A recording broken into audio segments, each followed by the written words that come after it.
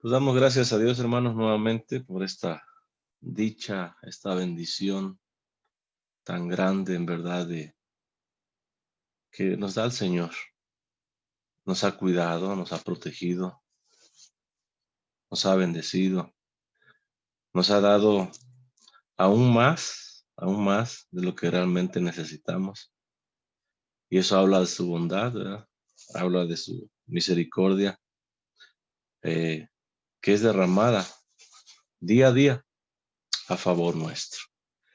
Tenemos esta grande bendición que Dios nos permite también de poder estudiar esta epístola tan hermosa, porque en verdad es hermosa.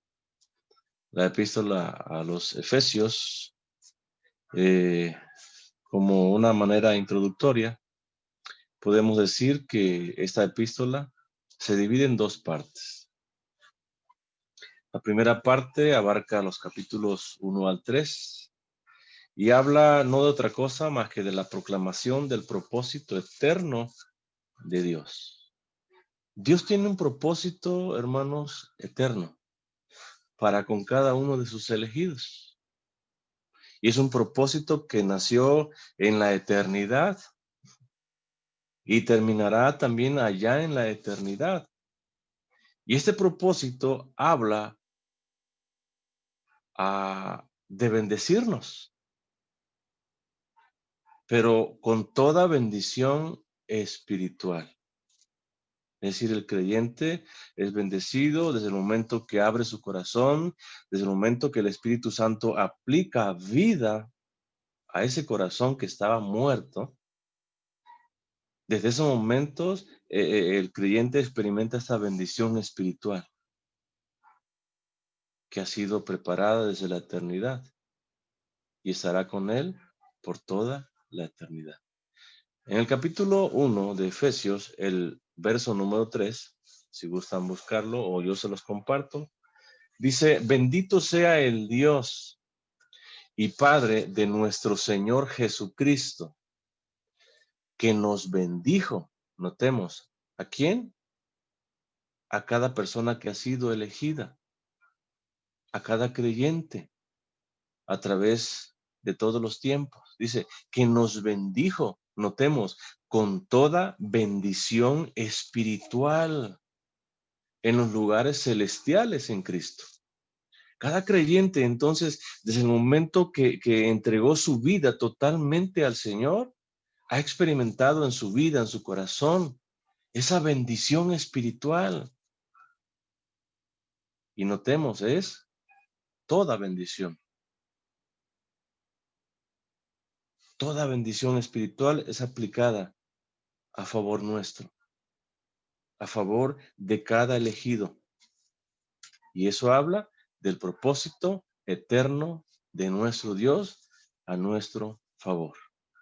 Este propósito habla también de una elección o de escogernos por pura gracia. No es por lo bueno o por lo malo, no es por tus obras, no es por lo que haces o has dejado de hacer, no es por lo que tienes o por lo que no tienes, es por pura gracia esta elección. Pero el Señor nos ha escogido para ser santos y para estar sin mancha delante de Él. Dice el verso 4, según nos escogió en Él antes de la fundación del mundo,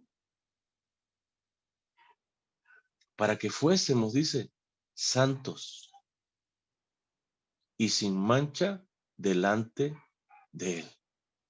Y de esa manera debe de vivir el cristiano, una vida en santidad, una vida sin mancha delante de Dios. Porque para eso te escogió, anotemos.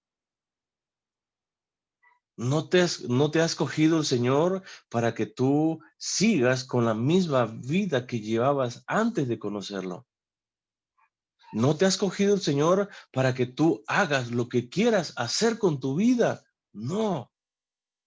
Te ha escogido el Señor desde antes de que fundara este mundo que nosotros vemos para que lleves una vida totalmente apartada del mundo, consagrada a Él, para que vengas delante de Él sin mancha cada día.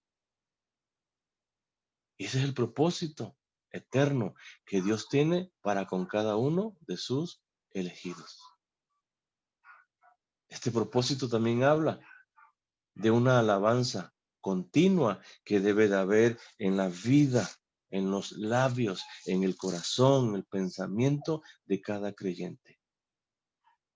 Dice el verso 6, para alabanza de la gloria de su gracia. Para eso te ha escogido el Señor. Y te escogió desde antes de la fundación del mundo. Te eligió a ti, pudiendo elegir a muchos más mejores que nosotros. A Dios le plació elegirte a ti, elegirme a mí, por pura gracia.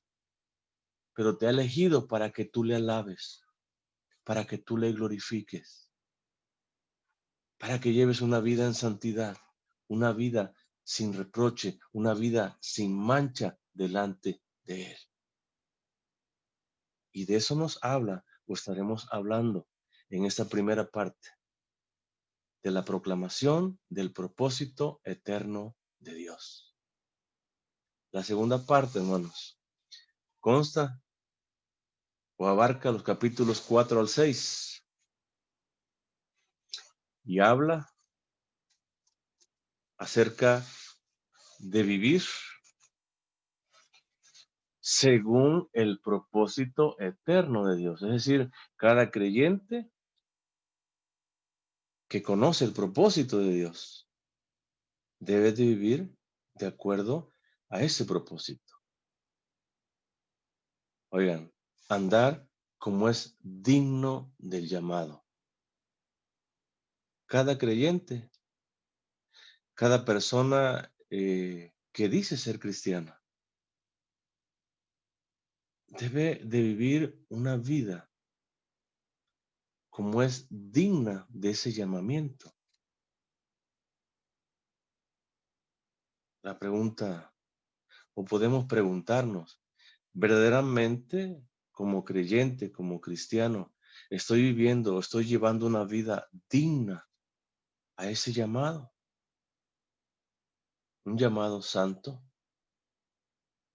de un santo, santo, santo que no lo ha hecho.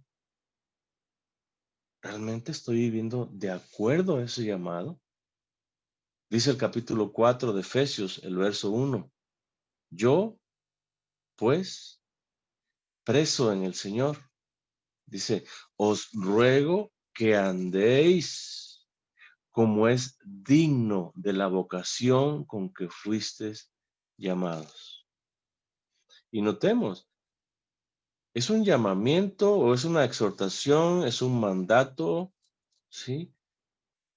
Que se le hace no a todo el mundo, sino a cada creyente en particular. De andar digno, dice, o como es digno de la vocación que fuiste llamado. Dice el verso 2, con toda humildad. El creyente, hermanos, se debe de diferenciar del resto de la sociedad o del resto del mundo que no lo es, porque es humilde. Entendamos, de corazón. Practica la humildad. Vive en humildad. Dice, y mansedumbre. Por esas cosas es identificado verdaderamente quién es creyente y quién no es creyente.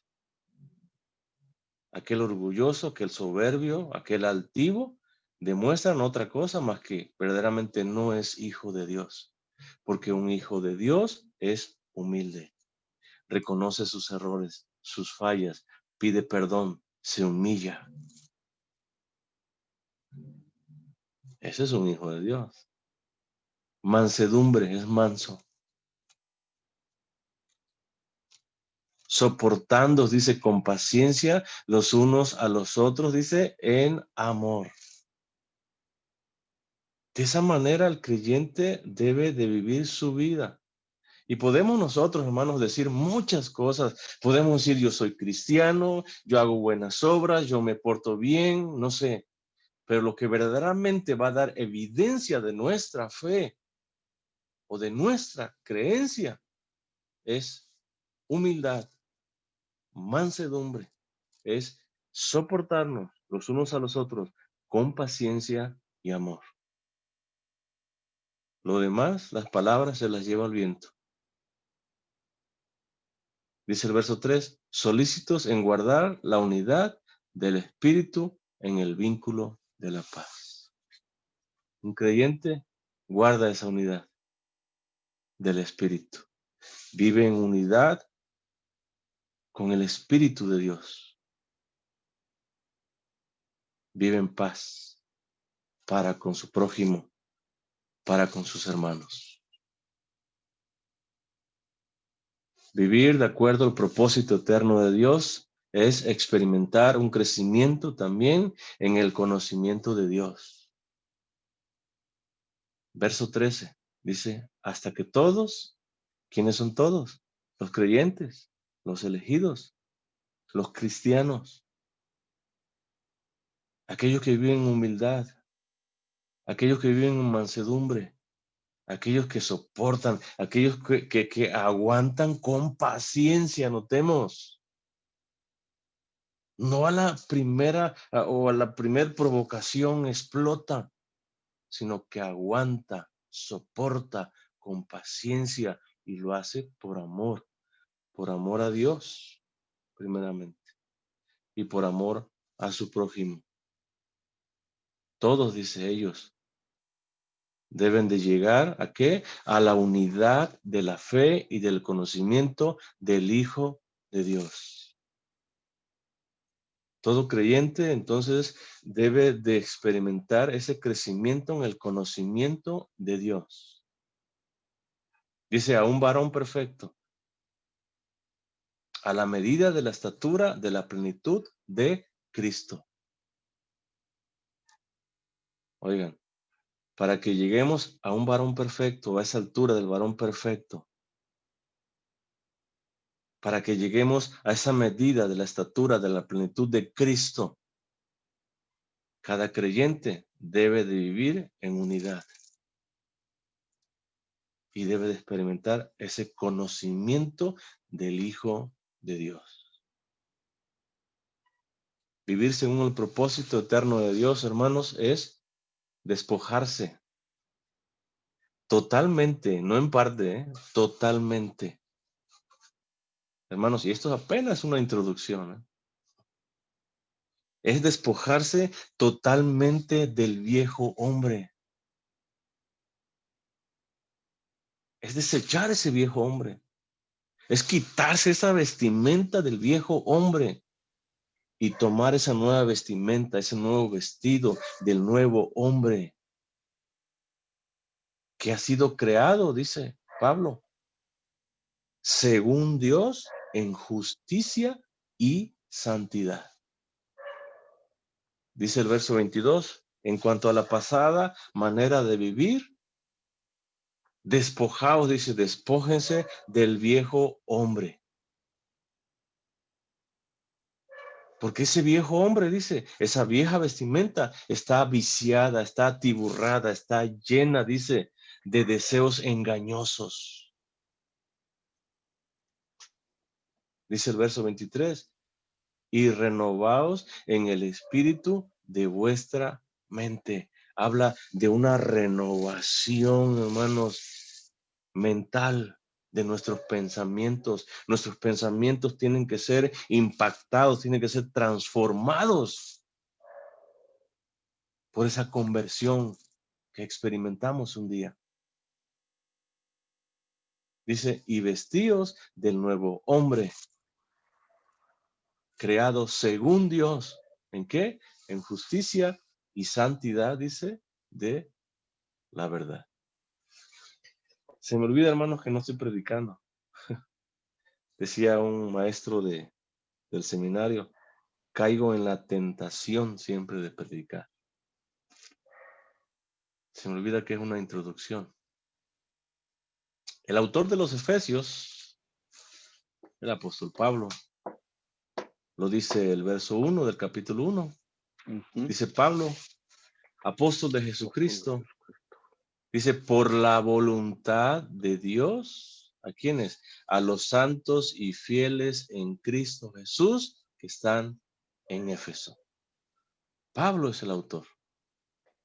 Pablo escribe precisamente esta epístola a los Efesios desde la prisión, muy posiblemente en su primer encarcelamiento en Roma.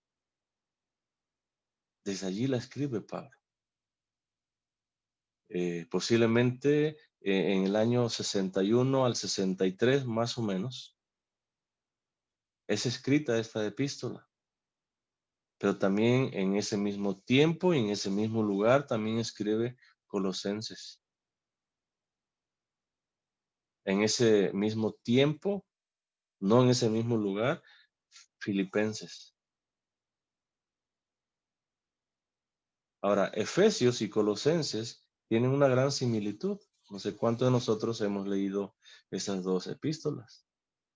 Tienen una gran similitud. Tienen 55 versículos casi idénticos, casi idénticos. Efesios los detalla más que Colosenses, pero son versos casi idénticos.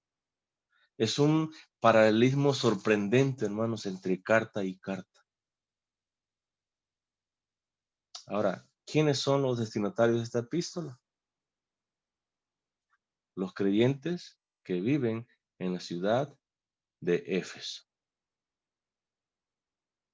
Dice el versículo 1, a los santos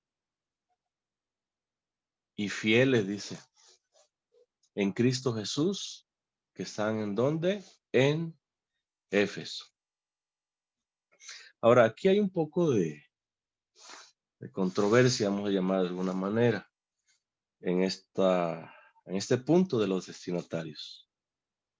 Algunos afirman que esta epístola no es una epístola dirigida a los efesios, sino que es una epístola general,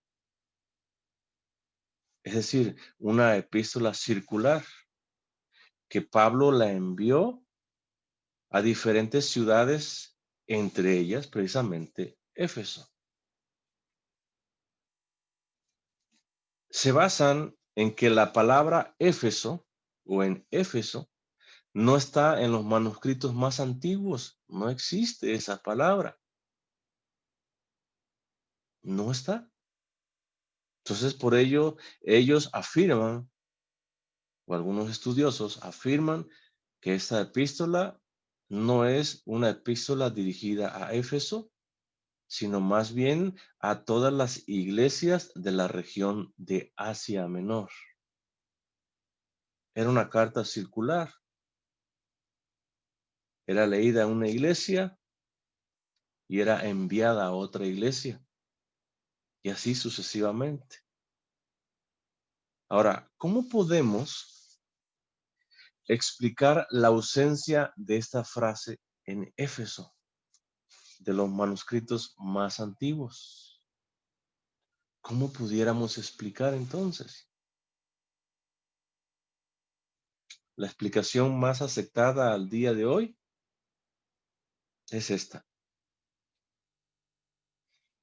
que la epístola fue dirigida a los creyentes que residían en la provincia de la cual Éfeso era la principal ciudad. Era la capital. Era una carta circular designada no solo a la iglesia local, sino también a las congregaciones de Asia proconsular. Y esta es la explicación más aceptada hasta el día de hoy. Fue dirigida entonces a todos los creyentes que residían en la provincia de Éfeso, siendo Éfeso la principal ciudad o la ciudad más grande. Ahora, desde la mitad del segundo siglo, aproximadamente en el año 150 después de Cristo, el título colocado para iniciar la epístola ha sido siempre a los Efesios. Y desde entonces, este nombre a los Efesios se le ha quedado sin ningún problema, hermanos. Desde el segundo siglo a mediados aproximadamente. Pero esta es la explicación más aceptada del por qué no está en los escritos más antiguos esta frase a los Efesios. Ahora, la ciudad de Éfeso era la capital de la antigua Asia. Éfeso era una pequeña provincia apenas del Imperio Romano. Recordemos que los romanos habían conquistado una gran parte del territorio y parte de esa conquista era precisamente también Éfeso, Asia Menor. Entonces, Éfeso era una pequeña provincia del Imperio Romano. Hoy, solo ruinas. Viene a mi mente, hermanos, no sé si recuerden, cuando estudiamos Apocalipsis, como la primera carta también dirigida a esas 7 iglesias es a Éfeso. Y en esa carta, si no mal recuerdo, hermanos, hay una alabanza a la iglesia de Éfeso, pero también hay una exhortación. Y en esa exhortación, eh, Jesús mismo, quien es el que está escribiendo, está en el capítulo 2, estoy parafraseando, hermanos, le invita a que se arrepienta. Dice, y a que se vuelva a su primer amor. Y hay una advertencia fuerte de parte de Jesús. Si no se arrepiente y se vuelve a su primer amor y empieza a hacer las primeras obras que den evidencia de ese arrepentimiento, dice, quitaré tu candelero de ese lugar. Y para que entendamos lo que significa el candelero, les invito en sus casas después a que vean precisamente el capítulo 1 de Apocalipsis. En el último o en el penúltimo verso, vamos a ver que el candelero precisamente es la iglesia. Y Jesús les advierte, si no se arrepienten y se vuelven a su primer amor, yo quitaré la iglesia de Éfeso. Hoy en día, Éfeso son solamente ruinas. Y en su tiempo era una ciudad muy famosa. Y esa fama se lo debían precisamente al templo que estaba allí de la diosa Diana, Diana la cazadora, o Artemisa para los romanos. Era la diosa de la casa. Aquellos que querían tener buena casa tenían que venir a este templo a adorar, a postrarse a esta deidad, para que esta deidad les diera buena suerte en la casa de los animales. Pero también era considerada la diosa de la fertilidad. Oigan, y allí ofrecían inmoralidad sexual a como no podemos siquiera imaginarnos.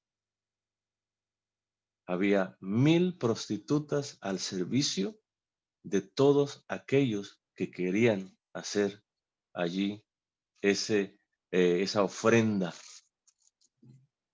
de inmoralidad a esta diosa Artemisa.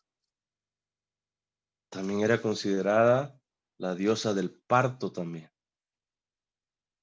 Y era en su momento una de las, recordemos, 7 maravillas del mundo antiguo, este templo.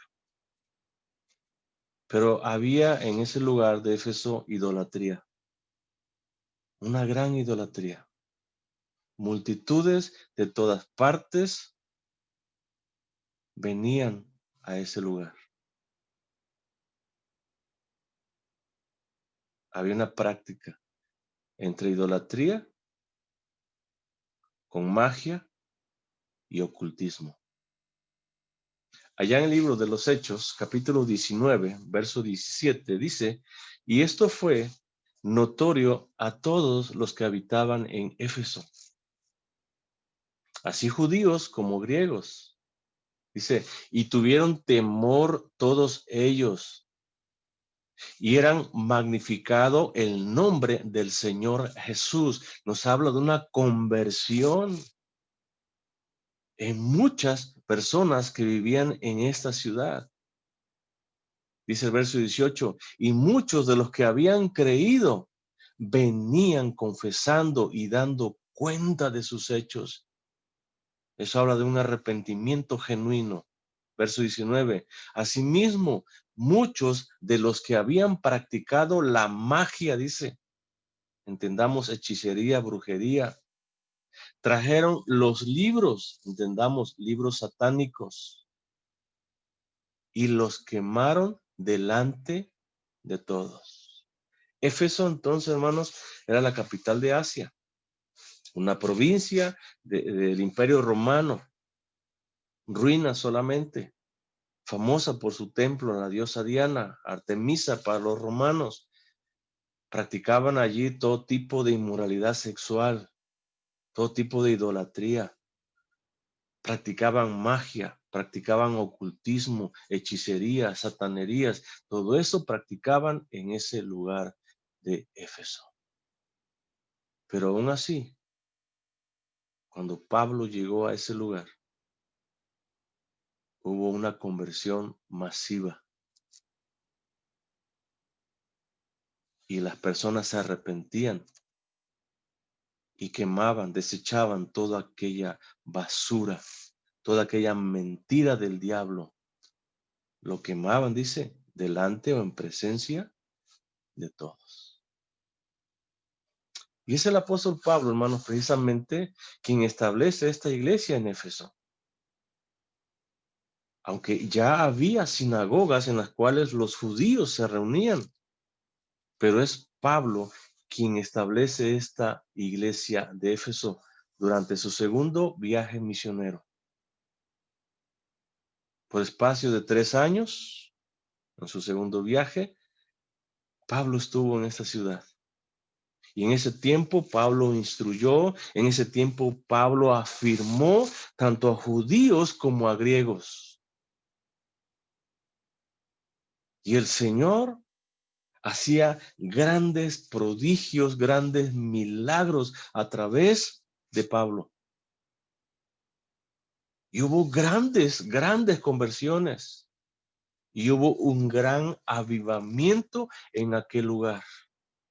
Y si vamos al libro de los Hechos, nos daremos cuenta cómo los habitantes de Éfeso tuvieron que correr a Pablo.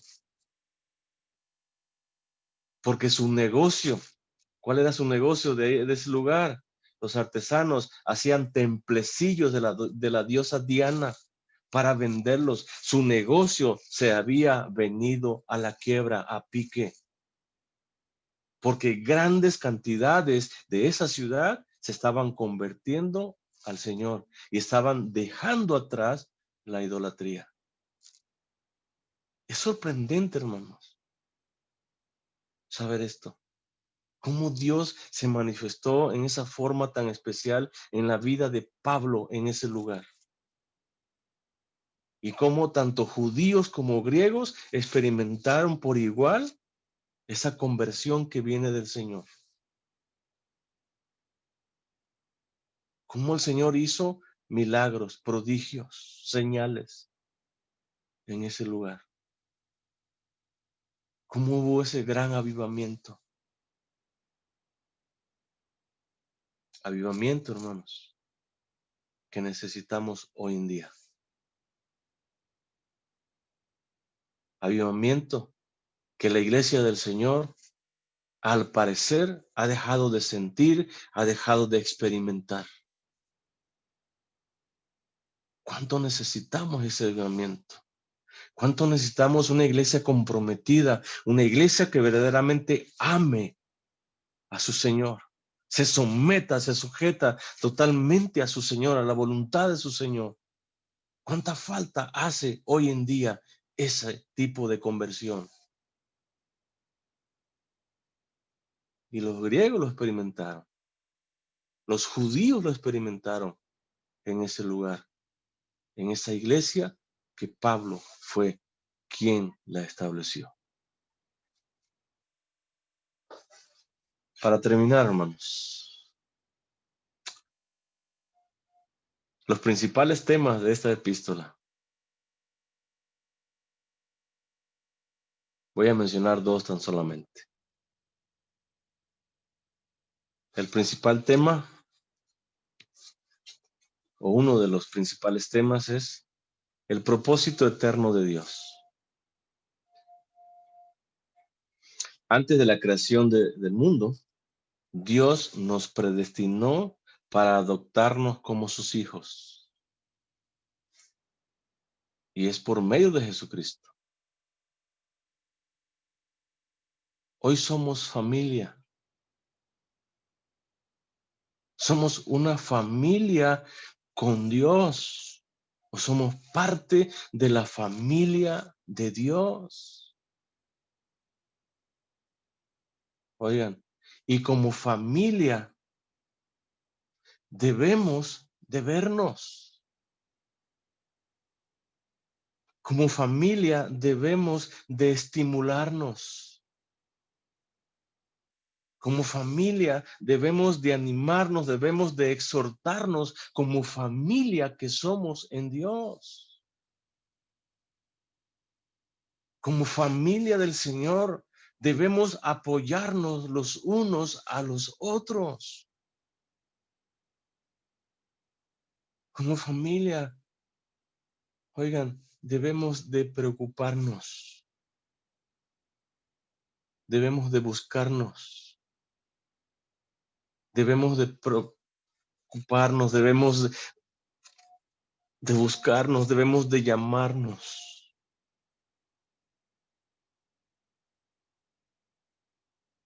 Porque somos una familia. Y una familia debe estar unida. Una familia debe estar unida en las buenas y en las malas. En la salud y en la enfermedad. En la abundancia y en la escasez, una familia debe de permanecer unida. Y eso es lo que a veces hoy en día se nos olvida, hermano. Que somos una familia primeramente, que si el Señor te ha adoptado, si el Señor te eligió, te predestinó para salvación desde antes de la fundación del mundo, para que fueras parte de su familia. Es para que te veas como una familia, para que veas a los demás hermanos como una familia, para que los animes y a la vez ellos te animen también a ti, para que los exhortes y a la vez ellos te exhorten también a ti, para que los apoyes, para que también ellos te apoyen a ti. Somos una familia en Cristo. Y ese es el propósito eterno de Dios. Somos una iglesia. Y una iglesia vive en unidad con su Señor. Practica la unidad con su Señor, pero también con cada congregante. Realmente, hermanos, nos vemos como una familia. O nomás nos decimos hermanos porque así nos enseñaron o porque así escuchamos. O realmente sentimos en el corazón que somos hermanos y que tenemos un Padre en común. Y si no nos estamos sintiendo así, hermanos, es momento de decirle, Señor, perdóname porque, Señor, yo tengo tal vez una división con un hermano o tengo esta situación con este hermano. Porque, Señor, no siento amor por mis hermanos. Señor, porque no los busco. No sé si el hermano aquel ha comido, si el hermano aquel está enfermo, si está en cama, no sé nada de él. Y yo soy hermano de él. Mi lugar es estar con él. Mi lugar es saber de él, de su vida, cómo está. Porque somos una familia y porque ese es tu propósito, Señor. Porque para eso tú me llamaste, para ser hijo tuyo y ser parte de esta familia tuya, Señor. Segundo propósito, termino con esto, hermano. Volver a unir todas las cosas bajo el mando de Cristo. Ese es el tema. O otro tema de esta epístola. Volver a unir todas las cosas bajo el mando de Cristo. El pecado, hermanos, trajo a la humanidad corrupción, trajo maldición, trajo muerte,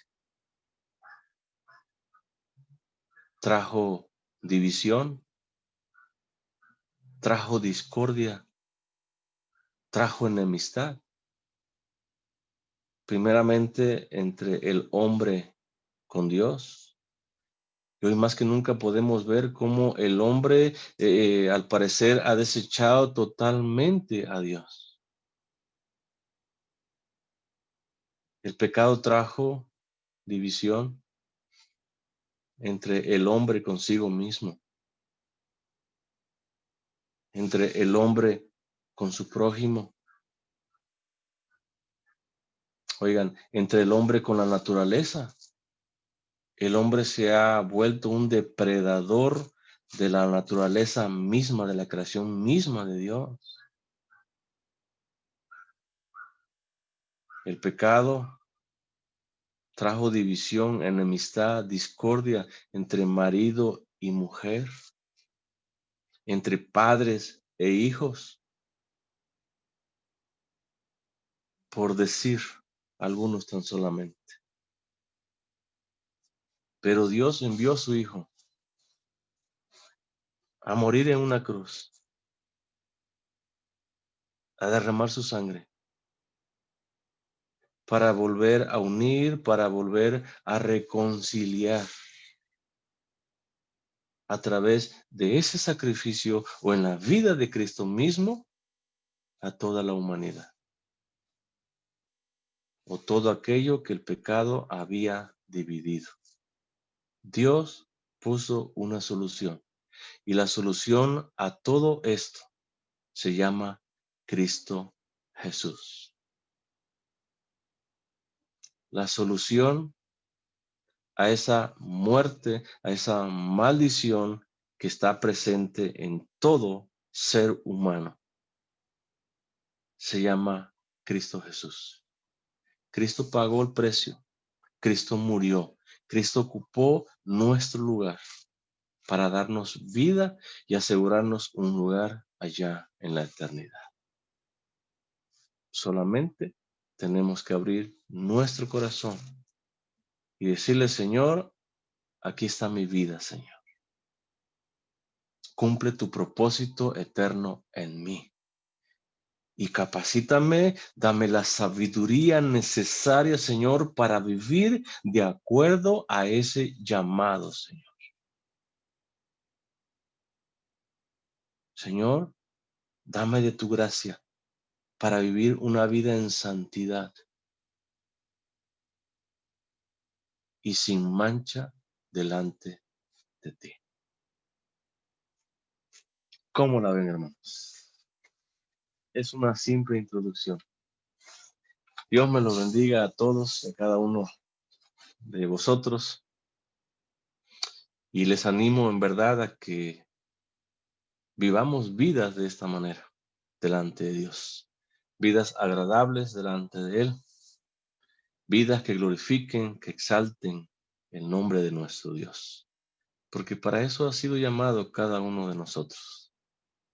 Para exaltar al Rey de Reyes y Señor de Señores. Dios les bendiga, hermanos. Amén.